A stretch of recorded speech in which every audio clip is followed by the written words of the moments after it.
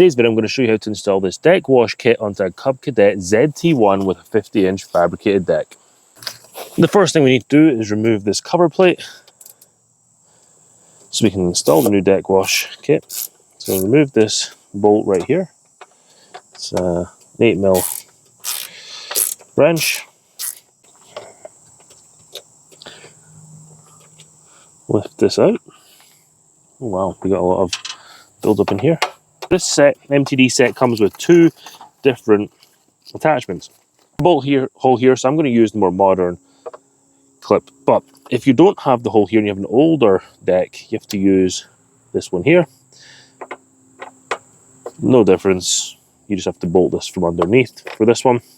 So to do that, you would drop this in to the hole, put your washer on, and then go underneath with a wrench and then secure this onto the bottom like that, so it's tight, and that will just sit like that. To install the plastic clip, really straightforward. You want to hook it back like this with this little notch here and then pull it forward.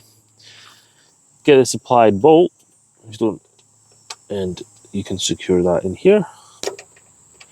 Bring in your 3/8 inch wrench and then tighten this bolt up. We'll make sure this bolt is tight, nice and secure.